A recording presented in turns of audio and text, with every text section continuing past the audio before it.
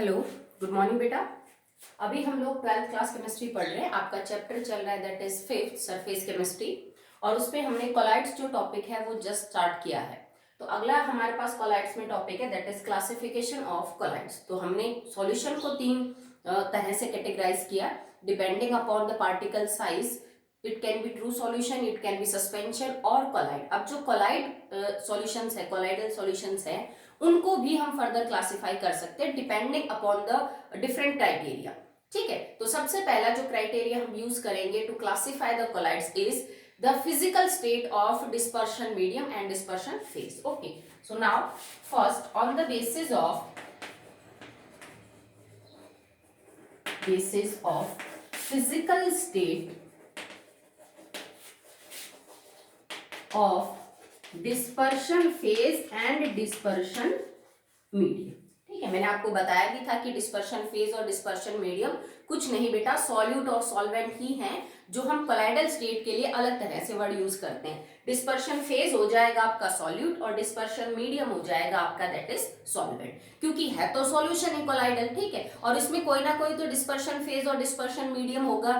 तो आपका जो सॉल्यूट और सॉल्वेंट है एक्चुअली में उसकी स्टेट क्या है, सॉलिड है कि लिक्विड है कि गैस है, इस आधार पे हमने सबसे पहले कोलाइड्स को क्लासिफाई किया है।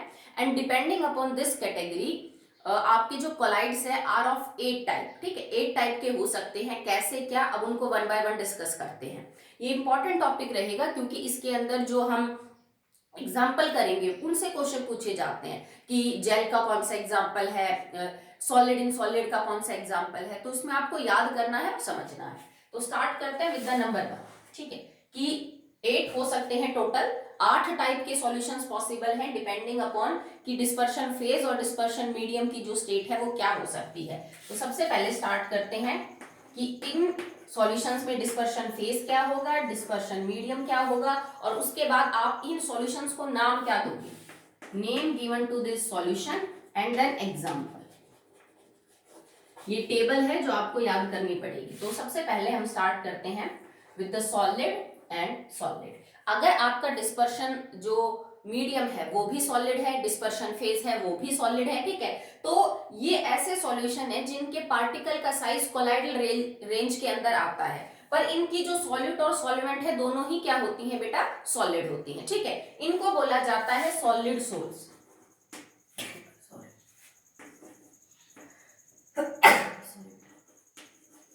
ठीक है, ऐसे कोलाइडल सॉल्यूशंस को जिसमें डिस्पर्शन फेज और डिस्पर्शन मीडियम दोनों ही सॉलिड हों, उनको हम एक जर्नल नाम देते हैं, कॉमन नाम, दैट इज सॉलिड सोल, और इसके एग्जांपल हो जाएंगे जेमस्टोन्स और सम कलर्ड ग्लासेस। ठीक है, जेमस्टोन मतलब जो नग नहीं होते यूजुअली लोग अंगूठी में या फिर ज्वेलरीज में पहनते हैं, कोई नीले रंग का होता है, कोई लाल रंग का, कोई हरा, कोई पीला, तो वो जो नग होते हैं वो एक्चुअली में सॉलिड का कोलाइडल सॉल्यूशन है। और जो कुछ कलर्ड ग्लासेस होते हैं उनमें भी जो पार्टिकल का साइज है वो कोलाइडल रेंज में है, but both the solute and the solvents are in the आप कह सकते हो कि सॉलिड स्टेट में है, तो that is solid soap. Okay, next is solid in liquid.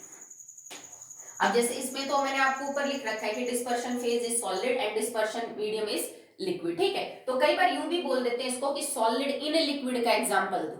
तो सॉलिड इन लिक्विड को मतलब सॉलिड को लिक्विड में घोल रखा है। ठीक है, तो लिक्विड क्या हो जाएगा हमारा, डिस्पर्शन मीडियम, और डिस्पर्शन फेज क्या हो जाएगा आपका, दैट इज सॉलिड। ओके, तो इनको हम बोलेंगे sol, these are commonly known as sol. और इसके एग्जांपल में देखो मीडियम होना चाहिए लिक्विड, और उसके अंदर कुछ सॉलिड चीज जो है आपकी मौजूद होनी चाहिए सॉल्यूट की तरह, और जो पार्टिकल का साइज है फिर वो कोलाइडल रेंज के अंदर आना चाहिए। तो इसके एग्जांपल होते हैं पेंट्स। ठीक है, आपने पेंट्स देखे होंगे usually that are liquid state के अंदर होते हैं। ठीक है, और उसके अंदर कुछ हम सॉल्यूशंस डाल देते हैं पार्टिकल्स का, just like anti rust solution या कोई वेटिंग एजेंट्स डाल दिए, जिनका जो साइज है वो कोलाइडल रेंज के अंदर होता है। नेक्स्ट आप लिख सकते हो मडी वाटर, कीचड़ का जो पानी है। ठीक है, तो कीचड़ देखो, पानी के अंदर मिट्टी मिली होती है, कीचड़ बन जाता है, तो लिक्विड है ज्यादातर हिस्सा, मीडियम इज लिक्विड, बट उसके अंदर जो सैंड के पार्टिकल्स हैं, ठीक है, बहुत ही बारीक जो रेत के कण होते हैं वो कीचड़ बनाते हैं, तो उनका जो साइज है वो किसके अंदर आ जाता है, कोलाइडल रेंज के अंदर। नेक्स्ट है सॉलिड इन गैस। देखो मैंने सबसे पहले सॉलिड को डिस्पर्शन मीडियम लिया, तो सॉलिड में एक बार सॉलिड घोला, एक बार लिक्विड घोला, एक बार गैस घोला। गैस को के लिए हम लिखेंगे aerosol. If in a colloidal solution gas is dispersion medium and solid is dispersion phase, तो इसको हम बोलेंगे that is aerosol। और इसके क्या एग्जाम्पल होते हैं, जैसे यूं समझ लो कि गैस के अंदर कुछ सॉलिड पार्टिकल सस्पेंडेड हैं जिनकी रेंज कोलाइडल सॉल्यूशन की है, तो इसका एग्जाम्पल हो सकता है स्मोक एंड डस्ट।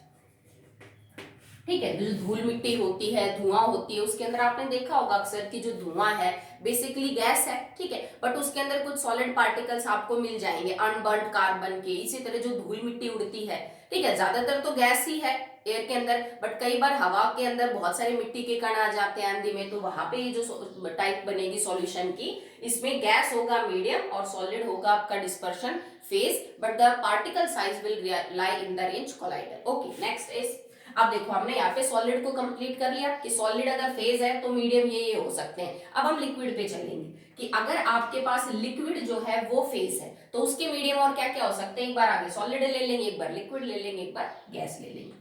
तो लिक्विड इन सॉलिड, अब इसका मतलब क्या है कि आपके पास ज्यादा जो मीडियम है that is in solid state, ज्यादातर हिस्सा सॉलिड स्टेट में है, पर उसमें कुछ कुछ जो है वो लिक्विड चीज मौजूद है। ठीक है, तो इसको क्या बोला जाता है बेटा, जेल बोला जाता है। We call it as gel. इसके एग्जाम्पल क्या हो जाएंगे, जैसे बटर है, आपने घर में मक्खन देखा होगा, तो मक्खन क्या होता है, देखो कुछ थोड़ा सा स्पंजी सा होता है, सॉलिड स्टेट ही है, लिक्विड और गैस तो नहीं बोलेंगे उसमें, पर उसमें थोड़ा बहुत कहीं ना कहीं पानी होता है। आपने मक्खन देखा होगा, ठीक है, जिसको हम कच्चा घी बोलते हैं, तो उसमें ज्यादातर हिस्सा है सॉलिड स्टेट, बट उसके अंदर कहीं कहीं एंट्रैप्ड जो है बेटा वो वाटर क्या है, मौजूद रहता है। तो वो किस तरह का एग्जाम्पल है, कोलाइडल सॉल्यूशन में सॉलिड के अंदर थोड़ा बहुत लिक्विड एंट्रैप्ड है। या फिर आप इसका एग्जाम्पल लिख सकते हो जेलीज, जो बच्चे खाते हैं जेलीज, या फिर चीज, जो पनीर है, पनीर में भी सेम चीज होती है, पनीर स्पंजी होता है, ज्यादातर हिस्सा उसका सॉलिड है, बट उसके अंदर थोड़ा बहुत वाटर जो है वो एंट्रैप होता है, तभी वो इतना स्पंजी जो है वो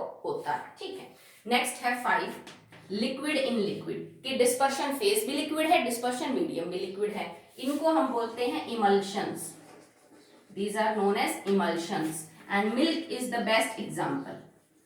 मिल्क जो है वो सबसे अच्छा एग्जाम्पल होता है हमारे डे टू डे लाइफ का। और भी मिल जाएंगे, ऐसा नहीं है, जो कोल्ड क्रीम्स होते हैं हम सर्दियों में यूज करते हैं, कॉड लीवर ऑयल है, मछली के लीवर का जो ऑयल होता है, that are also emulsion. Vanishing cream है, हेयर क्रीम है, ठीक है, ये सारे किसके एग्जाम्पल हैं, इमल्शन के एग्जाम्पल है, जिसमें डिस्पर्शन फेज और डिस्पर्शन मीडियम सब क्या है बेटा, आपके लिक्विड है। ठीक है, नेक्स्ट है 6, इफ लिक्विड इन गैस, अगर आपका डिस्पर्शन मीडियम तो लिक्विड गैस है, बट उसमें थोड़ा बहुत लिक्विड है, तो जैसे धुंध होती है, तो धुंध में क्या है, हवा है, बट हवा के अंदर ओस की बूंदें आ जाती है, दैट इज वाटर ड्रॉपलेट्स, पानी है, तो उस धुंध को हम कह सकते हैं कि वहां पे गैस के अंदर थोड़ा बहुत लिक्विड मौजूद है, और इनको बोला क्या जाता है, these are known as aerosols. आपने एक चीज नोटिस की होगी, जब भी गैस एज ए मीडियम आएगा उसको हम क्या बोल देंगे, एरोसोल। ठीक है, जब आपका solid as a dispersion phase होता है तो हम उसको सोल से रिप्रेजेंट करते हैं। ठीक है, चलिए नेक्स्ट 7। अब 7 के अंदर ऑप्शन क्या हो सकता है, लिक्विड इन लिक्विड हो गया, लिक्विड इन गैस हो गया, लिक्विड इन सॉलिड हो गया। अब बच गया आपके पास लास्ट गैस, तो गैस इन सॉलिड, इसका मतलब आपके पास जो बहुत सारा मटेरियल है that is in the solid state, बस उसके अंदर कहीं पे थोड़ी बहुत गैस जो है वो एंट्रैप है, इनको बोला जाएगा solid form, these are known as solid form। ठीक है, और इसका एग्जांपल होता है जैसे स्पंज है, फॉर्म है, ठीक है, जैसे रुई होती है सोफों के अंदर या मैट्रेस के अंदर जो है वो स्पंज होते हैं, तो वो सॉलिड स्टेट है, पर उसके अंदर कहीं कहीं बीच में क्या भरी होती है बेटा, हवा भरी होती है। ठीक है, तो जो फॉर्म है, रबर है, वो इस टाइप के एग्जाम्पल है। रबर, इसका आप लिख लीजिए फॉर्म। ठीक है, कि जो धुंध होती है उसके अंदर आप इस तरह का, या फिर जो बादल है, क्योंकि बादल भी हवा है और उसके अंदर कहीं पानी की बूंदें होती हैं, तो फॉग और क्लाउड इसके एग्जांपल है। इसमें आप रबर लिख सकते हो, फॉर्म लिख सकते हो, या फिर क्या लिख सकते हो, स्पंज लिख सकते हो। ठीक है, अगला आपके पास बच गया, वो मैं इसको यही कर देती हूँ ऊपर। ठीक है, गैस इन सॉलिड हो गया, now in gas in liquid, कि मेन चीज जो है आपके पास वो लिक्विड है, और बहुत सारा हिस्सा जो है वो इन द लिक्विड स्टेट है, बट उसके अंदर कहीं कहीं जो है वो आपने गैस को भर रखा है। ठीक है, और इसको बोला जाएगा foam, this is known as foam. और इसका एग्जांपल है like whipped creams. Whipped cream क्या होती है बेटा, आपने देखा भी होगा जब केक के ऊपर जो क्रीम लगी हुई होती है बहुत ही लाइट वेट होती है, देखा ना केक के ऊपर क्रीम से कई बार फूल वगैरह डिजाइन बनाते हैं, तो उस क्रीम को हम व्हिप्ड क्रीम बोलते हैं, ठीक है, पेस्ट्रीज के ऊपर होती है। तो उस क्रीम को कैसे बनाया जाता है, उसमें लिक्विड के अंदर बहुत हवा को बहुत ही हाई प्रेशर से भरा जाता है। एक क्रीम होती है, मलाई होती है, जिसके अंदर हवा को बहुत ही हाई प्रेशर से भरा जाता है, तो वो ऐसे फुली फुली हुई आपको नजर आती है। तो वो लिक्विड क्रीम थी, ठीक है, उसके अंदर हमने गैस को भरा और तब जाके जो व्हिप्ड क्रीम बनी वो इसका एग्जांपल हो जाएगा, जिसमें लिक्विड के अंदर गैस को हमने एंट्रैप करवाया है, और इसको बोला क्या जाएगा, इसको हम बोलेंगे फॉर्म, ठीक है। और जैसे साबुन का बुलबुला है, सोप बबल है, वो भी इसका एग्जांपल है कि भाई साबुन का बुलबुला क्या है, आपने साबुन को घोला, लिक्विड है, ठीक है, जब बुलबुला बनता है तो उस लिक्विड ने अपने अंदर क्या रख रखा है, गैस को भर लेता है, जैसे तुम फोड़ोगे उसमें से हवा बाहर निकल जाएगी, तो वो भी इसका एग्जांपल है। अब लास्ट एक कैटेगरी बचती है गैस इन गैस, वो हम यहाँ पे नहीं लिख रहे हैं। Depending upon the state of dispersion medium and dispersion face, आपके पास 8 टाइप के ही सॉल्यूशन है। नोवा हमने क्यों नहीं कंसिडर किया, बिकॉज बेटा जो भी कोलाइडल सॉल्यूशन है that's whose nature are heterogeneous. Colloidal solution हमेशा हेट्रोजीनियस इन नेचर होते हैं। और अगर आप 9th एग्जांपल भी कंसिडर करोगे गैस इन गैस, तो गैस इन गैस हमेशा होमोजीनियस मिक्सचर बनेगा, कभी हेट्रोजीनियस मिक्सचर नहीं बनेगा। याद करो एयर की definition, air is a homogeneous mixture of 2 और मोर गैसेस, जितनी भी है, ठीक है। तो आपस में गैस जब मिलती हैं तो मिक्सचर होमोजीनियस होता है, कभी हेट्रोजीनियस नहीं होता। और कोलाइडल सॉल्यूशंस की प्रॉपर्टी है that they are heterogeneous. Okay, तो हम उस एग्जांपल को यहाँ पे कंसिडर नहीं करेंगे। ये बहुत इंपॉर्टेंट है बेटा, इसमें जो भी 8 पॉइंट लिखे सब के ऊपर क्वेश्चन बनते हैं, ठीक है। एमसीक्यू टाइप बना लेगा, वो एक एक नंबर के बना लेगा, कॉम्पिटिटिव में बना लेगा, आपके बोर्ड एग्जाम में भी आ सकते हैं। जैसे आपसे ये पूछ लिया कि जेल किस टाइप के कोलाइडल सॉल्यूशन को बोला जाता है, जिसमें मीडियम सॉलिड हो और डिस्पर्शन फेज क्या हो, लिक्विड। या यूं पूछ लेंगे बटर किस टाइप के कोलाइडल सॉल्यूशन का एग्जांपल है, जो स्मोक है वो किस टाइप के कोलाइडल सॉल्यूशन का एग्जांपल है। एरोसोल्स हम किनको बोलते हैं, जैसे आपसे नीचे मिल जाएगा कि इसमें फेज या मीडियम क्या होती है। तो इनमें सब कुछ इंपॉर्टेंट है, कौन किसके अंदर डिसॉल्व हो रहा है, इनको बोला क्या जाता है और इनके एग्जाम्पल क्या है। अगर एक दो और एग्जाम्पल भी आपको मिलते हैं तो आप जरूर लिखोगे और सारे के सारे याद करने की कोशिश करोगे, क्योंकि किसी भी एग्जाम्पल से क्वेश्चन बना के वो आपसे पूछ सकता है, ठीक है। चलिए आगे देखिए,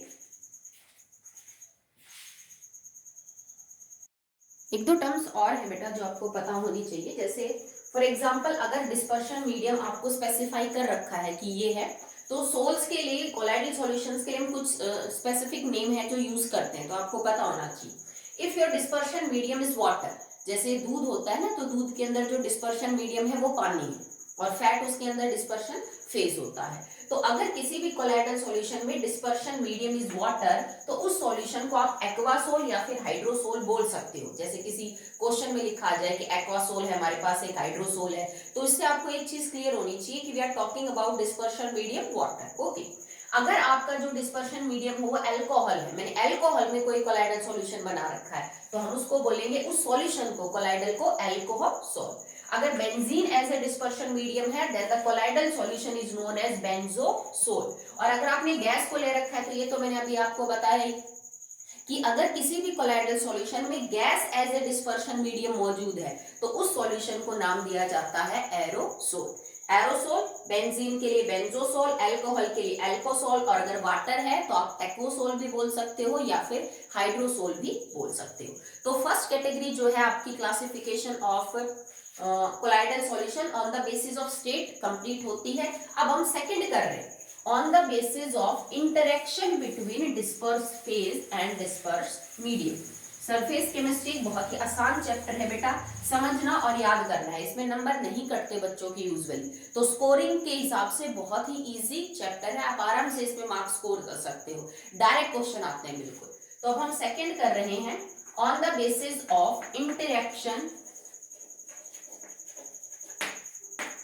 between disperse phase and disperse medium. अब सेकेंड क्लासिफिकेशन किस आधार पे कर रहे हैं कि आपका जो कोलाइडल सॉल्यूशन है ना, उसके डिस्पर्शन फेज और डिस्पर्शन मीडियम में किस तरह की इंटरेक्शन है, वो एक दूसरे से स्ट्रांगली बाउंडेड फील कर रहे हैं, भाई अच्छा खासा फोर्स ऑफ अट्रैक्शन है, या वो एक दूसरे के पास नहीं आना चाहते, दूर दूर जाना चाहते हैं। जैसे मान लो एक तो तुम पानी के अंदर नमक को घोलो, तो इसके अंदर तो आप कहोगे मैडम जो सॉल्यूट और सॉल्वेंट में अच्छी खासी इंटरेक्शन है। एक तुम सरसों के तेल को पानी में घोलो तो वो सॉल्युबल नहीं हो रहे, इसका मतलब उन दोनों में फोर्स ऑफ अट्रैक्शन अच्छी नहीं है। तो ये तो मैंने एग्जांपल समझाया आपको फोर्स ऑफ अट्रैक्शन के हिसाब से। तो हर कोलाइडल सॉल्यूशन में बराबर बराबर ताकत तो नहीं होगी डिस्पर्शन फेज और डिस्पर्शन मीडियम के बीच में। तो फोर्स कैसी है, इंटरेक्शन का मतलब वो एक दूसरे के पास रहना पसंद करते हैं कि एक दूसरे से दूर जाना पसंद कर रहे हैं, ठीक है। इस आधार पे हम कोलाइडल सॉल्यूशंस को दो कैटेगरी में डिवाइड करते हैं। Okay, number 1 is lyophilic colloidal solutions and 2 is lyophobic. मैं लायो वर्ड क्यों यूज कर रही हूँ, बिकॉज यूजुअली आपने हाइड्रोफिलिक और हाइड्रोफोबिक वर्ड पढ़ा है, क्योंकि अभी तुम बात कर रहे थे ना, जरूरी तो नहीं ना कि हर कोलाइडल सॉल्यूशन में डिस्पर्शन फेज वाटर ही हो। It can be alcohol, it can be gas, it can be benzene, जैसे हम अभी बात कर रहे थे। तो हमेशा पानी ही मीडियम हो ये कोई जरूरी नहीं है। अगर मैंने पानी को मीडियम ले रखा है तो आप ये जो लायो वर्ड है ना, इनकी जगह हाइड्रो ले लीजिए, no problem. Hydrophobic word use कर लोगे फिर आप, और यहाँ पे यूज कर लेंगे हाइड्रोफिलिक, सॉरी फिलिक, हाइड्रोफिलिक, ठीक है। If water is medium you can use the word hydrophilic and hydrophobic, but if other than water is present तो आप कौन से शब्द यूज करेंगे, लायोफोबिक या फिर लायोफिलिक कोलाइडल सॉल्यूशंस यूज करेंगे, ठीक है। तो चलिए स्टार्ट करते हैं विद द लायोफिलिक। जैसा कि हाइड्रोफिलिक भी होते हैं, इट इज वाटर लविंग। अगर यहाँ पे वाटर है तो लायो का मतलब solvent loving, these are solvent loving species, solvent loving, ठीक है। और ये हो जाएंगे सॉल्वेंट हीटिंग, ठीक है। आप यूं समझ लीजिए कि ये जो लायोफिलिक कोलाइडल सॉल्यूशन है, ये अपने मीडियम से अच्छी खासी फोर्स ऑफ अट्रैक्शन जो है वो फील करते हैं और ये उसके पास रहना चाहते हैं, उससे स्ट्रॉन्ग मतलब कनेक्शन रखते हैं। It wants to remain with the dispersion medium, ठीक है। और कौन कौन से सब्सटेंस हैं जो लायोफिलिक जो कोलाइडल सॉल्यूशन है वो बनाते हैं, जस्ट लाइक गम, स्टार्च, ठीक है। ये इस टाइप के जो आपके सॉल्यूशन है, जैसे स्टार्च आपने देखा होगा पोटैटो में, राइस के अंदर देखने को मिलता है, ठीक है। लाइक जिलेटिन है, ठीक है, रबर है, जिलेटिन, रबर, ये ऐसे सब्सटेंस है जिनसे जो कोलाइडल सॉल्यूशन बनेगा इन अ पर्टिकुलर मीडियम। हमने नहीं बोला कि आप इनको पानी में ही मिक्स करिए, पानी भी हो सकता है, कोई दूसरा सॉल्यूशन भी हो सकता है, कोई दूसरा सॉल्वेंट। तो लायोफिलिक वो कोलाइडल सॉल्यूशंस होते हैं जिनको जैसे लाइक गम, स्टार्च, जिलेटिन, रबर, इनको अगर मैं किसी पर्टिकुलर मीडियम के अंदर डालूं तो उसमें डालते ही कोलाइडल सॉल्यूशन बना लेते हैं। मतलब आपको स्पेशल कुछ करना ही नहीं पड़ेगा। They will directly form the colloidal solution when they are mixed with dispersion medium. आप इनमें से किसी को भी अगर डिस्पर्शन मीडियम के साथ रख के मिक्स करेंगे तो they will directly form the colloidal solution, ठीक है। आपको मतलब कुछ भी नहीं करना पड़ेगा, they will directly form colloidal solution. और क्योंकि ये डायरेक्टली बनाते हैं तो इनको हम इंट्रिंसिक कोलाइडल सॉल्यूशन भी बोलते हैं। They are also known as intrinsic sols या फिर इंट्रिंसिक कोलाइडल सोल्स भी बोलते हैं, क्योंकि they are very direct, nothing special have to be done for their preparation, okay. And these are reversible also. अब रिवर्सिबल से मेरा क्या मतलब है बेटा, मान लीजिए आपके पास गम का कोई कोलाइडल सॉल्यूशन था, जैसे हम घर में यूज करते हैं ना, गोंद होता है, लिक्विड स्टेट में होता है पानी के साथ, ठीक है। आपने ढक्कन ढीला छोड़ दिया, 1-2 महीने बाद आपने देखा कि गोंद एकदम सूख गया, तो आपको अगर वापस उसका कोलाइडल सॉल्यूशन बनाना है तो कुछ नहीं, आप थोड़ा सा पानी गर्म करके उसके अंदर मिक्स कर दीजिए, ठीक है। गर्म पानी इसलिए ताकि वो थोड़ा जल्दी से मेल्ट हो जाए, दोबारा से आपका जो गम का सॉल्यूशन है वो रेडी हो जाएगा। तो अगर by chance any how temperature आपने ज्यादा लगा दिया, वैसे वो इवोपरेट हो गया, तो अगर आपको लग रहा है कि आपका कोई भी lyophilic colloidal solution dispersion medium और फेज अलग अलग हो चुकी है उसकी, तो आप दोबारा से अगर आप उसको बनाना चाहते हो ना, दोबारा से मीडियम को ऐड कर दो। तो ये नहीं है कि एक बार अगर कोलाइडल सॉल्यूशन बना लिया, खराब हो गए, तो उसके बाद फिर मेहनत करनी पड़ेगी, कुछ नहीं करना पड़ेगा, दोबारा से मीडियम डालोगे, दोबारा से आपका जो कोलाइडल सॉल्यूशन है वो बन जाएगा। So they are called as reversible sols because they are very easy to prepare, और एक बार खराब होने के बाद दोबारा डाल दो मीडियम को, दोबारा बन जाएंगे। इंट्रिंसिक इसलिए बोला जाता है क्योंकि ये डायरेक्टली बनते हैं, ठीक है, कोई स्पेशल मेथड यूज नहीं करना, सीधा मिक्स करो सॉल्यूट सॉल्वेंट को आपस में, डायरेक्टली आपका जो कोलाइडल सॉल्यूशन है वो बन जाएगा। ठीक है, दे आर वेरी स्टेबल। अब स्टेबल क्यों बेटा, देखो एक सॉल्यूशन स्टेबल कब होता है, जब उसके सॉल्यूट और सॉल्वेंट में बेटर इंटरेक्शन हो, तभी तो वो स्टेबल होगा। अगर वो सॉल्यूट और सॉल्वेंट ही दूर जाएंगे तो ऑब्वियस सी बात है, सॉल्यूट अलग हो जाएगा सॉल्वेंट अलग, जैसा सस्पेंशन में होता है। तो ये बहुत ही स्टेबल है, क्यों? Because they are water loving समझ लो, या फिर सॉल्यूशन लविंग, लिक्विड लविंग समझ लो। आप सॉल्वेंट की जगह पे आप बेटर है लिक्विड लविंग लिख लीजिए इसको। ठीक है, तो यहाँ पे ये इतने ज्यादा अपने मीडियम से अट्रैक्शन फील करते हैं कि ये उसको छोड़ना पसंद नहीं करते, और ये बहुत हद तक क्या है, स्टेबल है। अगर पानी ही तुम्हारा मीडियम है तो दे आर वेल हाइड्रेटेड, ये बहुत अच्छे हाइड्रेटेड है, मतलब वाटर का अमाउंट बहुत ज्यादा ये अपने साथ रखेंगे। अगर मीडियम आपका वाटर है तो अच्छे से पानी के साथ हाइड्रेटेड फील करते हैं, उससे दूर रहना पसंद नहीं करेंगे। इनकी जो विस्कोसिटी है that is much higher than the आपका जो फेज है उससे। जैसे मान लो मेरे पास गोंद है, मैंने गोंद की विस्कोसिटी चेक की, मैंने उसको लिक्विड स्टेट में ले लिया गर्म करके। अब आप इसके अंदर पानी डाल दीजिए एज ए मीडियम और कोलाइडल सॉल्यूशन बना लीजिए, तो कोलाइडल सॉल्यूशन की जो विस्कोसिटी होगी वो इनके ओरिजिनल जो आपने फेज लिया है उससे भी क्या होती है, ज्यादा होती है। देयर विस्कोसिटी इज हाइयर,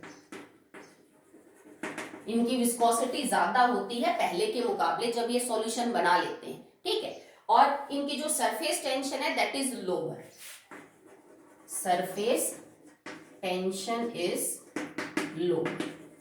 भाई सरफेस टेंशन ज्यादा रहती तो थोड़े कम स्टेबल होते बस, but these are very stable. ठीक है, देखो एक सॉल्यूट है एक सॉल्वेंट है, दोनों अब अपनी जगह स्टेबल है, पर दोनों को पास लाने से इन दोनों के बीच में बहुत अच्छी फोर्स ऑफ अट्रैक्शन हुई, दे बिकम्स मोर स्टेबल, तो इनकी सरफेस टेंशन क्या हो जाएगी, कम हो जाएगी, विस्कोसिटी क्या हो जाएगी, ज्यादा हो जाएगी। ठीक है, तो इनमें पॉइंट ऑफ डिफरेंस बहुत पूछे जाते हैं बेटा, कि लायोफिलिक और लायोफोबिक में दो डिफरेंस बताओ, इस प्रॉपर्टी के हिसाब से दोनों को डिफरेंशिएट करो। तो अभी मैंने आपको लायोफिलिक बताया, अभी हम करते हैं लायोफोबिक। ठीक है, तो लायोफोबिक कौन से होते हैं, ये बेटा कुछ ऐसे सॉल्यूशंस है जो मेटल सल्फाइड्स के बनते हैं।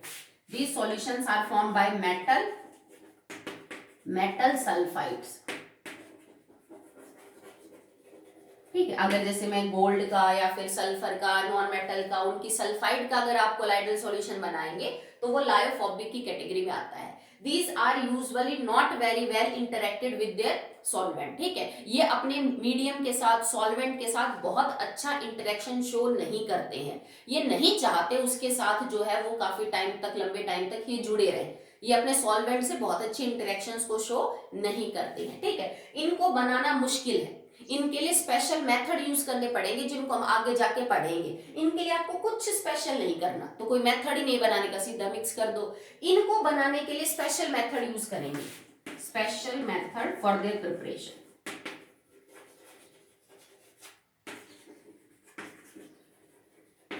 For their preparation.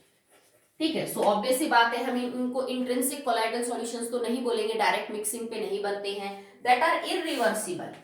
ये इरिवर्सिबल क्यों है, क्योंकि अगर आपने मान लीजिए कोई केमिकल रिएक्शन यूज करके, कोई और तरीका यूज करके लायोफोबिक कोलाइडल सॉल्यूशन को बना लिया और एनी हाउ ये दोबारा से खराब हो गए, डिकम्पोज हो गए, तो फिर से वही मेथड यूज करके आपको इनको बनाना पड़ेगा। दैट आर नॉट रिवर्सिबल, कि चलो एक बार बनाने के बाद टूट गया तो दोबारा मीडियम डाल के, फिर नहीं, इनके लिए एक बार टूट गए तो फिर दोबारा से वही मेहनत करनी पड़ती है, वही स्पेशल केमिकल रिएक्शंस वगैरह यूज करनी पड़ेगी। So that are irreversible in the nature, that are not very stable, not very stable, ज्यादा स्टेबल नहीं है, टाइम टू टाइम धीरे धीरे अपने आप क्या हो जाता है, इनका फेज और जो मीडियम है वो क्या हो जाएगा, अलग। That are not very hydrated, अगर तुम्हारा मीडियम पानी है तो बहुत ज्यादा हाइड्रेटेड फील नहीं करते, क्योंकि अगर ये हाइड्रेटेड ही हो जाते तो ये स्टेबल हो जाते, इसका मतलब पानी से इंटरेक्शन कर रहे हैं, तो बहुत ज्यादा हाइड्रेटेड नहीं होते हैं। ठीक है, कारण पूछ लेते हैं कई बार, भाई लायोफिलिक ज्यादा स्टेबल क्यों है, लायोफोबिक कम क्यों है, इसका रीजन ही यही है, सॉल्यूशन तो स्टेबल बेटा वो होगा जिसमें सॉल्यूट और सॉल्वेंट में इंटरेक्शन अच्छी होंगी। ठीक है, और आप ये भी लिख सकते हो that they are not very well hydrated, they are very well hydrated. ठीक है, तो समझ जाएगा कि आप मीडियम वाटर की बात कर रहे हो तो ये अच्छे इंटरेक्शन शो करते हैं और ये नहीं करते हैं। ठीक है, अगर बात करें about the viscosity and surface tension, दोनों प्रॉपर्टीज में कोई खास फर्क देखने को नहीं मिलता है, viscosity and surface tension. viscosity and surface tension remains same। मतलब जो पहले थी सॉल्यूशन बनने के बाद भी जो है viscosity is almost same as that of medium. ठीक है, जैसे मान ले पहले तुम्हारे सॉल्वेंट की या सॉल्यूट की जो भी डेंसिटी है, सॉरी जो भी विस्कोसिटी है, जो भी सरफेस टेंशन है, सॉल्यूशन बनने के बाद भी मतलब ऐसी ही रहती है। बहुत ज्यादा आपकी डेंसिटी देखने को नहीं मिलेगी, विस्कोसिटी ज्यादा नहीं मिलेगी, ना सरफेस टेंशन। पर यहाँ पे ये चीज अलग थी। यहाँ पे मान लो तुमने पानी और गोंद को मिक्स किया, तो पानी की जितनी विस्कोसिटी थी उससे ज्यादा विस्कोसिटी होगी जब तुम गोंद को पानी में मिलाओगे। देखो कितना गाढ़ा होता है जो गोंद होता है लिक्विड स्टेट में, पानी होता है उसमें, पानी तो उतना गाढ़ा नहीं होता। मतलब मीडियम के मुकाबले इनकी सरफेस टेंशन तो कम हो जाती है क्योंकि ये स्टेबल है, बट इनकी विस्कोसिटी बढ़ जाएगी। यहाँ पे मीडियम के मुकाबले जो विस्कोसिटी है वो ज्यादा ना बढ़ती है ना घटती है, सरफेस टेंशन भी ज्यादा बढ़ती और घटती नहीं है। These are intrinsic solutions because they are prepared by direct mixing, they are prepared by indirect method। आप इनको indirect method से बनाओगे तो आप इनको extrinsic sols भी बोल सकते हो। These are also known as extrinsic sols। These are irreversible, these are reversible, these are prepared by gum, starch, gelatin or rubber। These are usually formed by metal or metal sulfides। ठीक है, these are stable, these are less stable, they show interaction with their solvent, they do not show very much interaction with their solvent। ठीक है, इनको आसानी से डिस्टेबल कर सकते हैं आप, आसानी से अनस्टेबल हो सकते हैं ये, इनको आप इतनी आसानी से जो है वो अनस्टेबल नहीं कर सकते। सो हमने सेकंड बेटा क्लासिफिकेशन कंप्लीट करी है of colloidal solution depending upon the interaction between dispersed phase and dispersed medium। now the third category जिसमें हम क्लासिफिकेशन करेंगे on the basis of particle size of dispersion phase। dispersion phase मतलब तुम्हारा जो solute है उसके पार्टिकल का size कितना है, उस हिसाब से भी कोलाइडल सॉल्यूशन तीन टाइप के हो सकते हैं। on the basis of particle size of dispersion phase. बेटा फेज का मतलब हम यहाँ पे सॉल्यूट के पार्टिकल के साइज के बारे में बात कर रहे हैं। तो साइज के हिसाब से बेटा तीन आपकी जो क्लास है वो हो सकती है। One is multimolecular colloidal solution, second one is macromolecular, and the third one is associated colloids.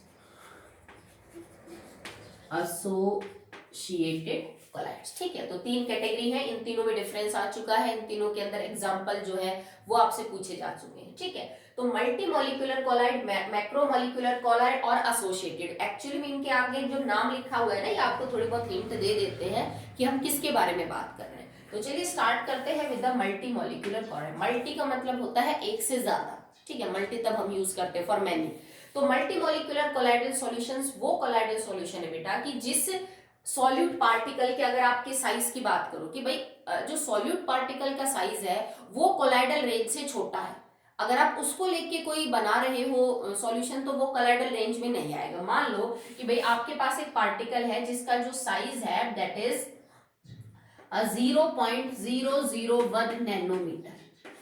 ठीक है, आपके पास कोई सॉल्यूट पार्टिकल है जिसका साइज 0.001 नैनोमीटर है। अब अगर इसको कोलाइडल सॉल्यूशन में आना है तो इसका साइज कम से कम 1 नैनोमीटर तो बेटा होना चाहिए था। ठीक है, तो ये वो सॉल्यूट पार्टिकल्स मिलके बनाते हैं जिनका इंडिविजुअली अगर आप साइज देखो तो वो कोलाइडल रेंज से छोटे होते हैं। पर ये करते क्या है ना कि इनका एक पार्टिकल ना आ सकता हो कोलाइडल रेंज में, तो क्या हुआ, ये इकट्ठे होके एक बड़ा सा मॉलिक्यूल बना लेते हैं जिसमें पार्टिकल्स इकट्ठे हो जाते हैं, और वो जो इकट्ठा होके जो बड़ा पार्टिकल बनता है ना वो कोलाइडल सॉल्यूशन की रेंज में आ जाता है। जैसे मान लो एक पार्टिकल का साइज ये है दैट इज 0.1 नैनोमीटर। अब ऐसा ही पार्टिकल दूसरा जुड़ा, तीसरा जुड़ा, चौथा जुड़ा, पांचवा, 6-7 पार्टिकल यूं जुड़ गए, और अब ये जो बड़ा पार्टिकल बनाना इसकी रेंज कोलाइडल सॉल्यूशन में होती है। ठीक है, जैसे कि हम S8 के केस में करते हैं sulphur.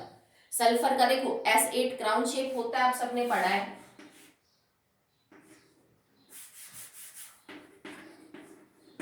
This is the shape of S8 molecule.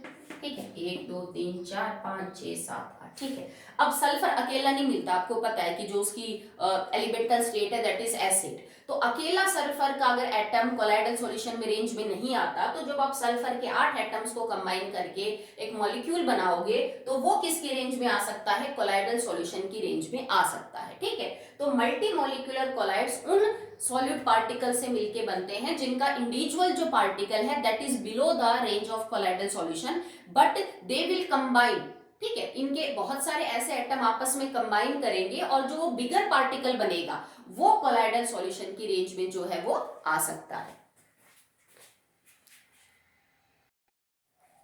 Okay, so I hope आपको क्लियर है। मल्टी के अंदर जो इंडिविजुअल पार्टिकल है that is below the range of colloidal solution, मतलब 1 नैनोमीटर से छोटा है, बट उनके कई पार्टिकल्स आपस में एग्रीगेट करके एक बड़ा मॉलिक्यूल बनाते हैं जो फिर कोलाइडल सॉल्यूशन की रेंज में आ जाता है। जैसे एक एग्जांपल मैंने आपको सल्फर का बताया, सेकंड एग्जांपल आप लिख सकते हैं गोल्ड का। जो गोल्ड का भी जो इंडिविजुअल एटम है बेटा वो छोटा होता है 1 नैनोमीटर से, तो उसके भी कई सारे एटम्स इकट्ठे होकर एक बड़ा साइज बना लेते हैं मॉलिक्यूल, और वो फिर कोलाइडल सॉल्यूशन की रेंज में आ जाता है। तभी हमने मल्टी यूज किया कि कई सारे इकट्ठे होते हैं तब कोलाइडल सॉल्यूशन बनता है, ठीक है। नेक्स्ट देखिए मैक्रो। अब मैक्रो का मतलब है बहुत बड़े, तो ये वो कोलाइडल सॉल्यूशन है जिनके अंदर जो आपका डिस्पर्शन पार्टिकल है, ठीक है, डिस्पर्शन जो फेज है that are actually macro molecules. अब मैक्रो मॉलिक्यूल्स हम किनको बोलते हैं, जो बहुत ही बड़े हैं, जिनका मॉलिक्यूलर मास बहुत हाई है, that have high molecular mass and size is big, size is, ठीक है। ये उन मॉलिक्यूल से मिलके बनते हैं, चाहे वो नेचुरली अकरिंग हो, चाहे आपने उनको जो है मैन मेड तरीके से ऑब्टेन किया हो। आर्टिफिशियली और मैन मेड वो मॉलिक्यूल्स जिनका मॉलिक्यूलर मास बहुत हाई होता है, साइज बहुत बड़ा होता है, और उनको जब आप किसी भी डिस्पर्शन मीडियम में डालोगे तो ऑटोमेटिकली उनके जो पार्टिकल का साइज है that will lie in the colloidal solution range. Okay, ये इतने बड़े साइज के मॉलिक्यूल्स होते हैं नेचुरली अकरिंग या फिर मैन मेड, जिनको अगर आप किसी पर्टिकुलर डिस्पर्शन मीडियम में डालोगे तो इनके जो पार्टिकल का साइज है उस सॉल्यूशन में that will lie in the colloidal range, that will lie in the colloidal range. Okay, मतलब आपको इनके लिए कुछ तोड़ना फोड़ना कुछ जोड़ना नहीं पड़ेगा, ये ऑटोमेटिकली इनका साइज इतना बड़ा होता है कि ये सीधा डिस्पर्शन मीडियम के साथ मिक्स करने पे और उसमें कन्वर्ट हो जाते हैं कोलाइडल सॉल्यूशन में। बट हाँ, ये लार्ज मॉलिक्यूलर मास स्पीसीज होते हैं, बड़े मॉलिक्यूल्स होते हैं। इनके एग्जाम्पल क्या क्या मिलेंगे आपको देखने के लिए, जैसे प्रोटीन, एंजाइम्स, जिलेटिन, और आप लिख सकते हो जस्ट लाइक आपके जो आर्टिफिशियल पॉलीमर है और जो पॉलीमर्स होते हैं, जैसे नेचुरल पॉलीमर भी होते हैं कुछ और कुछ आर्टिफिशियल पॉलीमर भी हैं, जैसे पॉलीइथीन, ठीक है। इस टाइप के जो कंपाउंड है वो ये कोलाइडल सॉल्यूशन बनाते हैं। देखो बेटा, जो स्टार्च है, सेलुलोज है, ये सब इसके एग्जांपल है। स्टार्च, सेलुलोज, पॉलीस्टायरीन, ये स्टायरीन का एक पॉलीमर होता है, ठीक है। These are artificial polymer. Nylon, तो जितने भी पॉलीमर है वो सब के सब इस टाइप के एग्जांपल मिलेंगे आपको। नाइलॉन पॉलीमर है जिसके आपके सॉक्स बनते हैं। पॉलीस्टायरीन के जो है वो कप वगैरह बनाए जाते हैं, जैसे वो थर्मोकोल के कप वगैरह नहीं होते शादियों में वो, ठीक है। उसके बाद पॉलीथीन, आप सब जानते हो इसको तो, ठीक है। जो एंजाइम है दैट आर प्रोटीनेशन नेचर, ठीक है। प्रोटीन अभी बात कर रहे थे, ये अल्फा अमीनो एसिड के पॉलीमर होते हैं। स्टार्च ग्लूकोज का पॉलीमर है, सेलुलोज ग्लूकोज का पॉलीमर है। तो जितने भी नेचुरली अकरिंग और जो मैन मेड आपके पॉलीमर है वो इस कैटेगरी के अंदर आते हैं।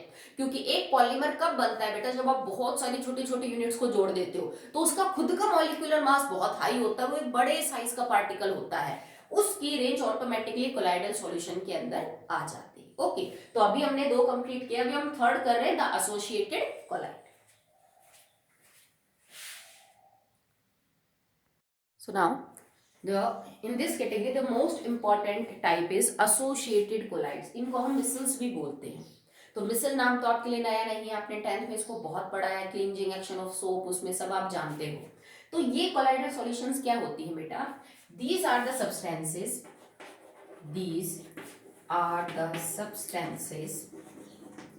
which at lower concentration will behave like normal strong electrolyte, but at higher concentration aggregate to form large molecule that comes in colloidal solution range.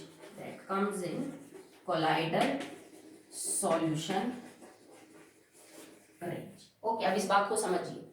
Associated collide वो particles बनाते हैं, वो डिस्पर्शन फेज के जो पार्टिकल्स है वो बनाते हैं जो अगर लोअर कंसेंट्रेशन के अंदर उसी मीडियम में डाले जाए। ठीक है, आपके पास डिस्पर्शन फेज ये पार्टिकल्स हैं, मीडियम में डाल रहे हो, अगर आप इनकी लोअर कंसेंट्रेशन डालोगे तो ये एक सॉल्यूशन बनाएंगे नॉर्मल इलेक्ट्रोलाइट का। ठीक है, जिसमें ये स्ट्रॉन्ग इलेक्ट्रोलाइट होंगे और आयोनाइज हो जाएंगे, अपने जाते पॉजिटिव नेगेटिव पार्ट अलग अलग कर देंगे। ठीक है, मतलब ये वो पार्टिकल्स बनाते हैं एसोसिएटेड कोलाइड जिन पार्टिकल में ये प्रॉपर्टी है कि कम कंसंट्रेशन पे घोले जाने पे ये उसी मीडियम में इलेक्ट्रोलाइट की तरह बिहेव करते हैं और अपने कैटाइन एनाइन अलग अलग रिलीज कर देते हैं। ठीक है, बट अगर इन्हीं सब्सटेंसेस को हायर कंसंट्रेशन पे डाला जाता है उसी मीडियम में, ठीक है, उसी मीडियम में अगर आप इनकी ज्यादा कंसंट्रेशन डाल रहे हो तब ये नॉर्मल इलेक्ट्रोलाइट की तरह बिहेव नहीं करते, तब इनके जो मॉलिक्यूल्स है वो आपस में जुड़ना शुरू हो जाते हैं, एग्रीगेट होना शुरू हो जाते हैं, और एग्रीगेट होने के बाद जो बड़ा पार्टिकल बनता है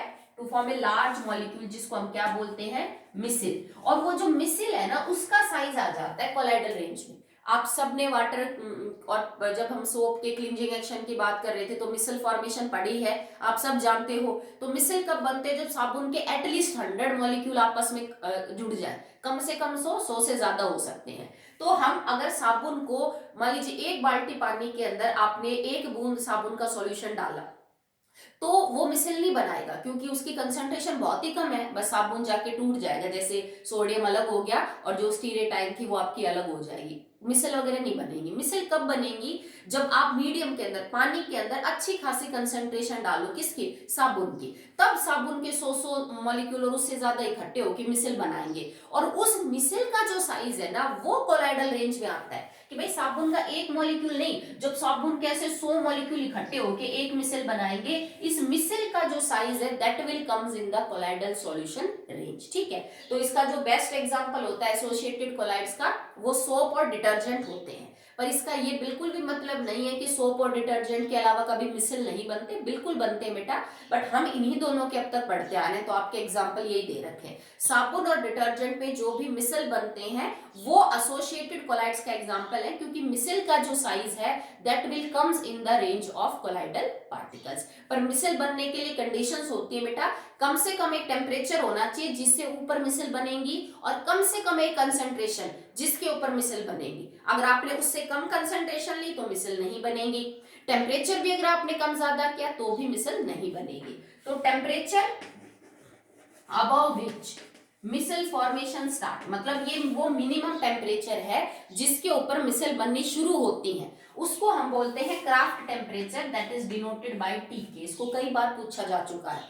क्राफ्ट टेम्परेचर वो टेम्परेचर होता है किसी भी एसोसिएटेड कोलाइड के लिए जिससे ऊपर मिसल बनने शुरू होते हैं। ठीक है, और एक होता है CMC, it is critical micelle concentration, it is the concentration of the आप कह सकते हो डिस्पर्शन पार्टिकल जिसके ऊपर मिसल बनने शुरू होते हैं। साबुन के लिए ये रेंज होती है 10 की पावर -4 से 10 की पावर -3 मोल पर लीटर। मतलब अगर आपने साबुन का कोई सॉल्यूशन इस कंसेंट्रेशन का ले रखा है 10 की पावर -4 से 10 की पावर -3 मोल पर लीटर, तो उस पे मिसल बनेगी। अगर आपने कंसेंट्रेशन इससे कम कर दी, 10 की पावर -10 मोल पर लीटर ले लिया, 10 की पावर -5 मोल पर लीटर ले लिया, तो फिर मिसल नहीं बनेगी। तो एटलीस्ट कम से कम एक कंसेंट्रेशन होनी चाहिए जिस पे मिसल बननी शुरू होती है। साबुन के लिए वो कंसेंट्रेशन ये है जिसको हम सीएमसी बोलते हैं, क्रिटिकल मिसल कंसेंट्रेशन। ठीक है, और एक टेम्परेचर होना चाहिए जिसपे ये फॉर्मेशन स्टार्ट होती है, उस टेम्परेचर को बोला जाता है क्राफ्ट टेम्परेचर। ठीक है, तो एसोसिएटेड कोलाइड्स में इतना ही। आगे जो दे रखा है बेटा वो दे रखा है मैकेनिज्म ऑफ मिसल फॉर्मेशन, कि मिसल बनती कैसे है, साबुन का मॉलिक्यूल है, हाइड्रोफोबिक एंड है, हाइड्रोफिलिक है, तो ये सब मैं नहीं करवाऊंगी क्योंकि बिल्कुल वही दे रखा है जो आपने ऑलरेडी 10th में कर लिया है। फिर क्लींजिंग एक्शन ऑफ सोप दे रखा है कि साबुन अपना जो सफाई का काम करता है वो कैसे करता है, तो मिसल बनती कैसे है, साबुन के हाइड्रोफोबिक हाइड्रोफिलिक पार्ट कौन से होते हैं, ठीक है, वो साबुन जो सफाई का काम करती है एक्चुअली में उसका मैकेनिज्म क्या है, वो सब कुछ आप पढ़ चुके हो। ठीक है, तो वो मैं रिपीट नहीं करवाऊंगी। ठीक है, तो अभी तक हमने क्लासिफिकेशन ऑफ कोलाइड्स जो टॉपिक है उसको पूरा कर लिया है।